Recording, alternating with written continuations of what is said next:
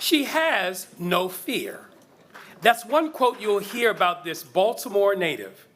The 2021 recipient of the Ted Yates Award, Deborah Weiner, has been telling stories of Charm City for decades, bringing tough issues to light and reaching deep to make sure viewers become invested in her subjects. From daily news to long-format documentaries, the stories she shares stay with you. Deborah Weiner is coming down. For Deborah Weiner, covering stories in Baltimore is personal. After all, Charm City is where Deborah grew up. Being able to share our city's stories is more than a job to her. It's an honor that comes with the responsibility of holding others accountable and shining a light on dark places. Deborah joined WBIL-TV in 2002 as a member of the station's elite investigative unit. We pored over 6 years of sanction surveys and found a consistent and troubling pattern of potentially dangerous care all over the state. Her journalistic skills are unmatched. Hard-hitting investigative reporting she does, excellent. She has no fear. Deborah's investigations bring change and share perspectives that would otherwise remain silent. Growing up as a broadcast brat, her mom was Oprah's producer, and that gave her the foundational experience to become the woman and the journalist that she is today. One of her true talents and passions, long-form documentary reporting. Over the next hour, we will remember the trains, the voices stilled, and the voices that survived. They are the survivors among us. Determined to make sure Holocaust survivor stories were preserved, Deborah visited the sites of concentration camps in Germany and stood on the ground where Jews were held, tortured, and murdered. Survivors shared their stories. I survived several concentration camps. The most infamous one, of course, is Auschwitz. The documentary was honored with the prestigious Edward R. Murrow Award.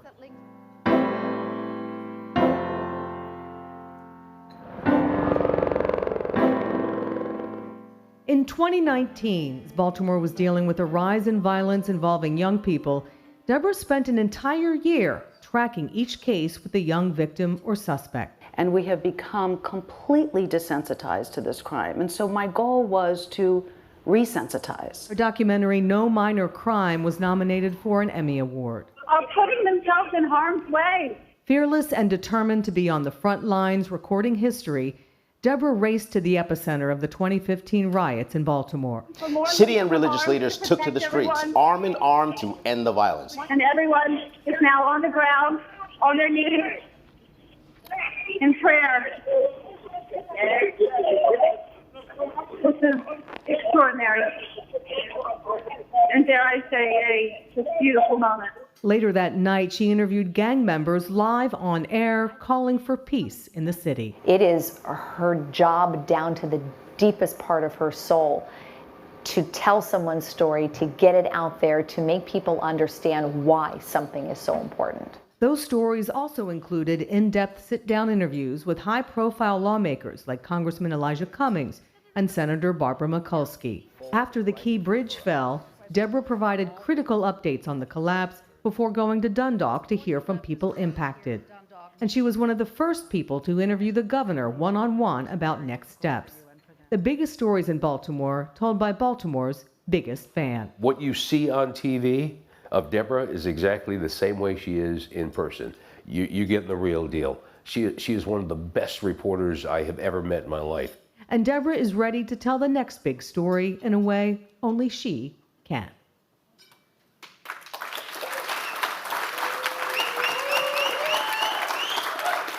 Deborah Weiner, come on down.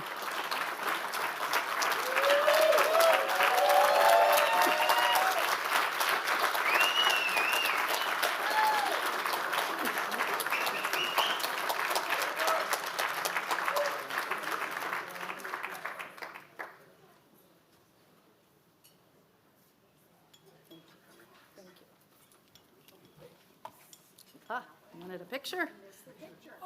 We can't miss the picture, Alan. Can we do a picture? We can do a picture.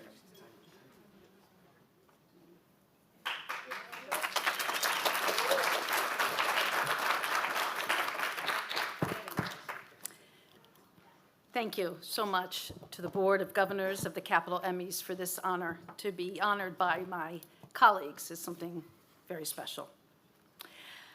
I want to just tell you a short story that, for me, speaks to this moment and my career as a journalist. It starts with a lost wallet, a simple brown leather wallet that may or may not have legs attached to it. On Tuesday morning, my son called in full-on panic to tell me he lost his wallet at the Royal Farm store not far from our house. The tile in his wallet, you know, okay. It's a Bluetooth tracker that alleges peace of mind has never been easier.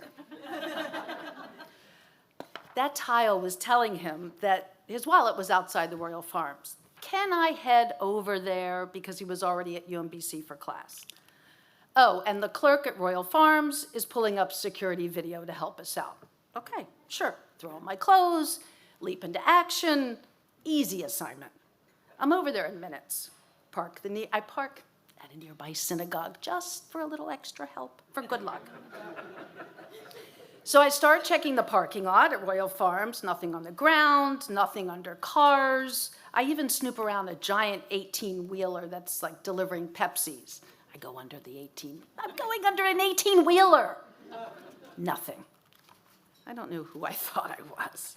All right, so this is what's going on. I get a text. Mom, I just got a text from the Tile Network. It says the wallet is in the middle of Cold Spring Lane. Look there.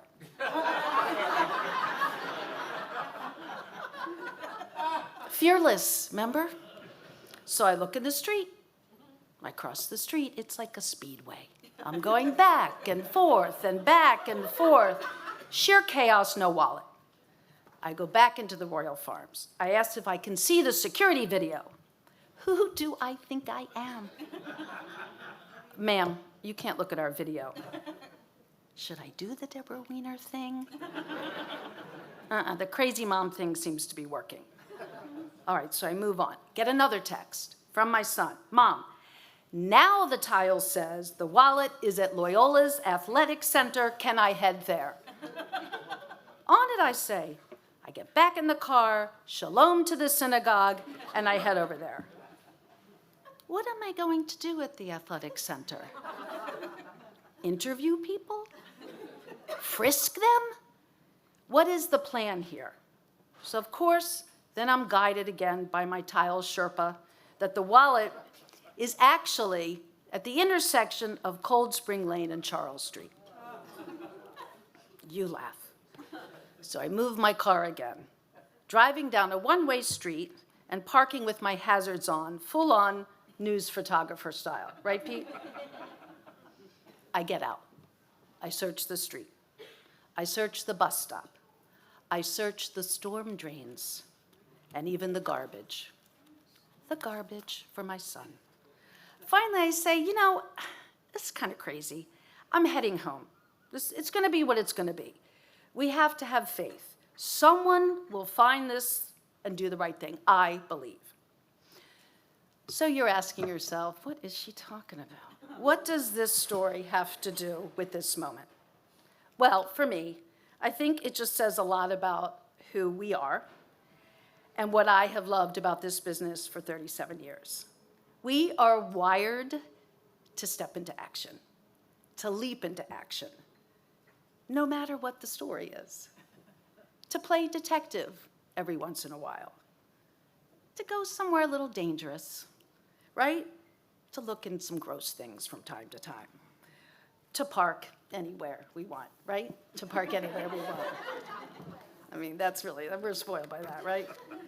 But I also feel like it says that you all always, and I always have had faith in people. That even though we have seen so much that tears at our heart, just this week, really, really hard stories, I still have faith in good outcomes. And I think I have that faith in good outcomes because of people who have believed in me. My news director, Tim Tunison, who has been kind and compassionate and supportive. My general manager, Dan Jarris, who gives me opportunity after opportunity and multi-year contracts. Yes. My dear dear co-anchor Andre Hepkins, who nominated me for Silver Circle and is one of the loveliest human beings I know. It is an honor to have you in my life and to work with you every night.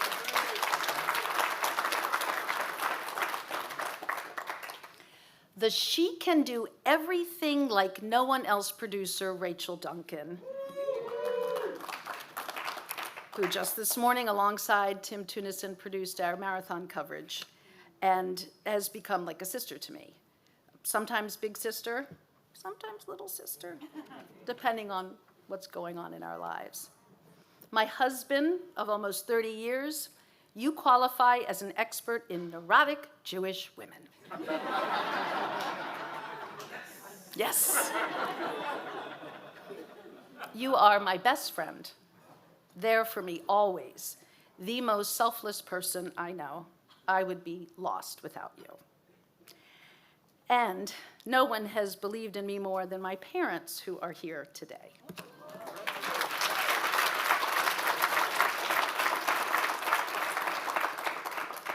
They have talked me off every ledge from here to kingdom come, even when I may have lost a wallet or two. And my mom, retired from television news, who knows everyone has a story, and my dad, still practicing law, the most brilliant man I know. My parents taught me work ethic, compassion, loyalty, and love. They aren't just in my heart, they are my heart. So finally, back to my story, which is nearing its end, don't you worry. At the end of the day, on Tuesday, I received this text from my son. Guess what was on the steps? What steps, I write? The front door. Our front door. The wallet? Someone unknown, God bless them, dropped off the wallet at our home. Despite the apparent madness, this story ultimately shows the thing that I hold most dear. People will always surprise you with how great they can be. You know, I built my career in my hometown where I'm often describing the worst of humanity, but something as simple as just a couple folds of leather remind me of the beauty of life and humanity, and how fortunate I've been to witness it. Thank you.